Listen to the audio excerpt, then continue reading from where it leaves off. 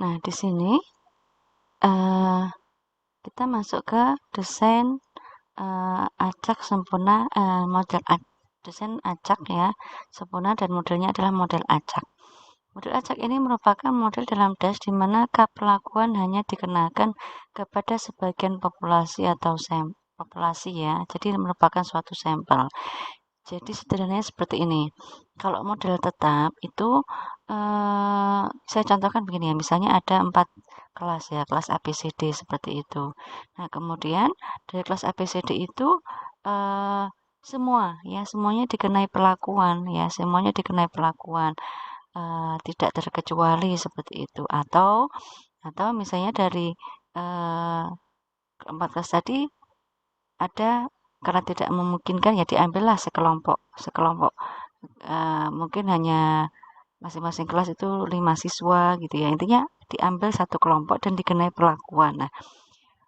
Nah, perlakuan tadi ya, sekelompok tadi dikenai perlakuan secara keseluruhan ya, secara keseluruhan, dan hasil kesimpulannya itu adalah hanya berlaku pada kelompok yang dikenai perlakuan tadi ya, jadi tidak berlaku kepada semuanya ya. Misalnya ada 4 kelas ya, kelas A diambil 3 orang ya, kelas B ya dengan model B, model pembelajaran B diambil 3 orang misalnya, kelompok C dengan model pembelajaran C diambil 3 orang, kelompok kelas D juga seperti itu, sehingga terkumpul dari berapa, 3 kali 12 orang ya, 12 orang itu dikenai perlakuan. Kemudian ada suatu kesimpulan. Nah, kesimpulan tadi hanya berlaku untuk ya 12 orang tadi, seperti itu. Tidak berlaku bagi kelas-kelas populasinya, seperti itu ya. Nah, kalau di model acak ini apa namanya?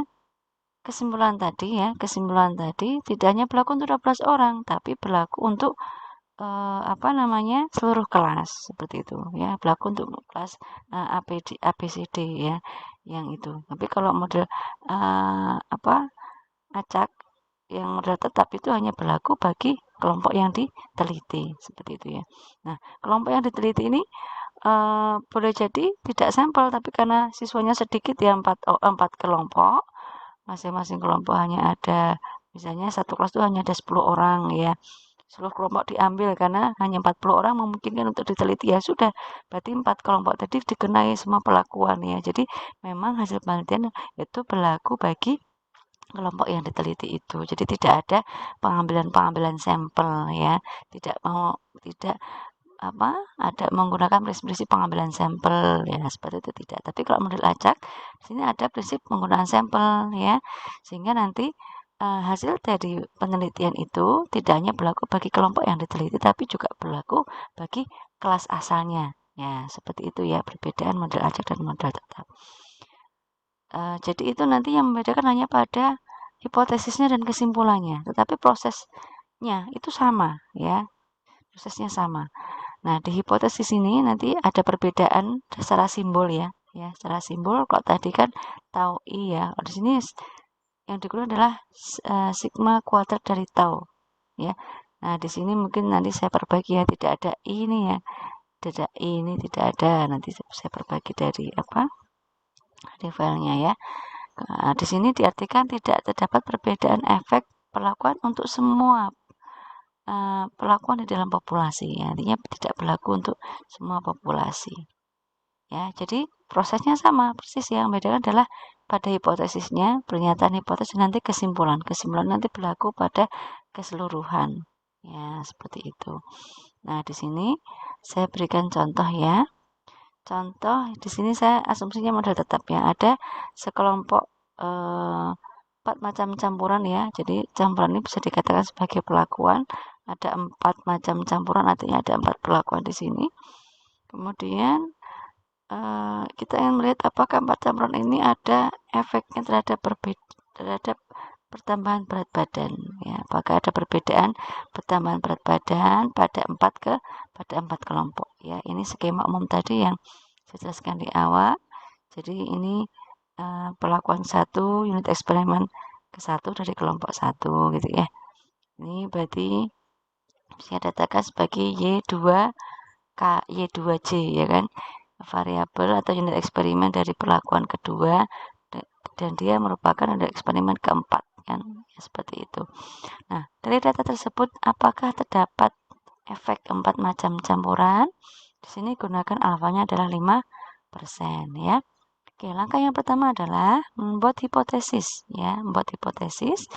Ini hipotesisnya, karena ini model tetap, maka di sini adalah tau I, ya, tau I tidak sama dengan tau I sama dengan 0, ya. Artinya masing-masing perlakuan tidak ada perbedaan, maka tidak terdapat perbedaan efek dari pemberian makanan campuran terhadap penambahan berat badan. Tanda sama dengan tidak berlaku, atau bisa dituliskan tau 1 tidak sama dengan tau 2, tidak sama dengan tau 3, tidak sama dengan tau 4 juga bisa, seperti itu. Kemudian yang kedua, menentukan taraf signifikansinya. Kemudian yang keempat adalah ini ya, F-nya, uji F-nya, bukan uji F-nya, P per E. Kemudian yang selanjutnya kita akan menghitung jumlah kuadrat, ya. Nah, nanti silahkan kalian mencoba ya, apakah hitungan ini sudah benar, gitu ya, ini sudah ada hasilnya. Nah, kita hitung di sini, ini hasilnya, dan masukkan ke dalam tabel ANAFA ini. Ya, ini tabel ANAFA-nya. Derajat kebebasannya ini 1, ya, saya selalu 1, ini K-1, K-nya tadi kan 4, ya, 4 dikurangi 1, 3. Kemudian kekeliruan eksperimen ini tadi kita pakai N-nya sama atau tidak? Oh, N-nya tidak sama. Kalau N-nya tidak sama berarti tadi N-1, ya kan? Kemudian dijumlahkan, ya kan? Jumlah dari N-1, N-I kurangi 1. Berarti ini gampangnya ya 4 tambah 4 tambah 3 tambah 3 gitu ya. 4 tambah 4 8, 8 tambah 6 14, seperti itu. Kemudian RY-nya adalah ini hasil dari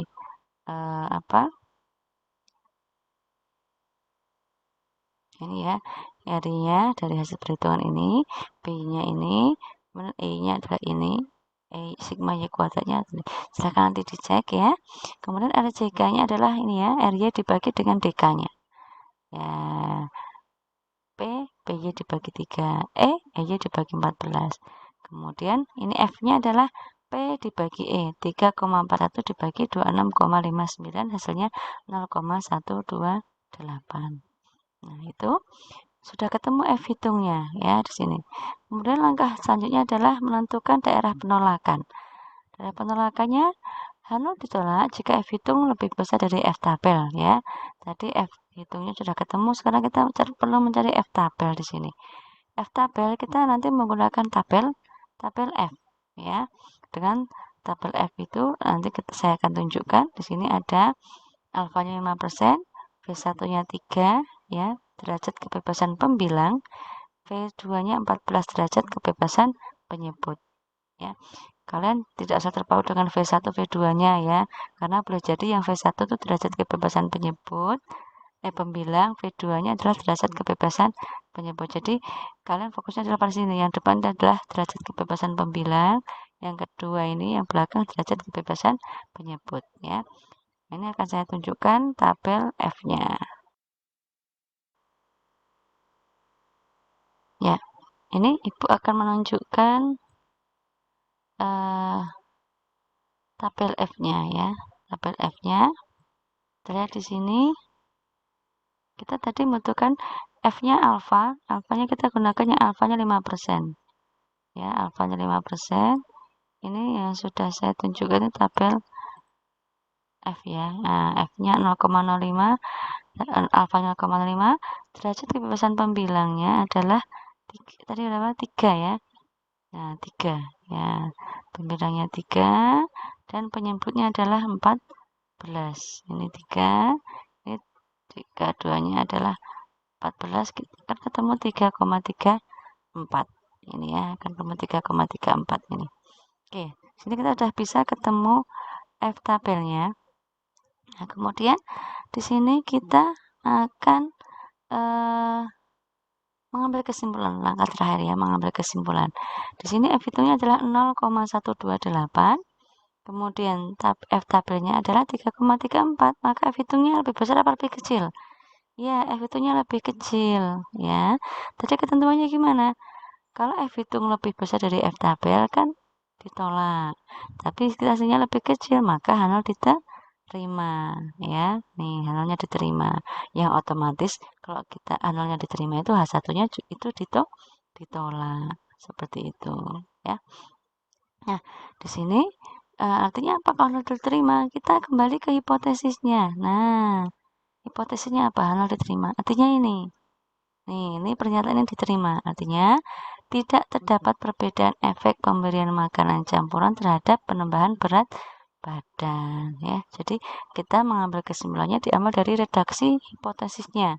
Tidak ada perbedaan efek antara keempat makanan campuran terhadap pertambahan berat badan kambing. Ya, itu ya.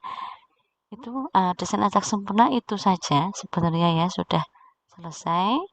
Jadi tadi kita belajar tentang desain acak sempurna, ada model tetap, ada model acak, kemudian ada 2 kasus ya, di mana N-nya sama dan N-nya tidak sama.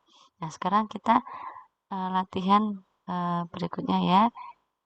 Ini ada materi berikutnya masih kaitannya dengan coding.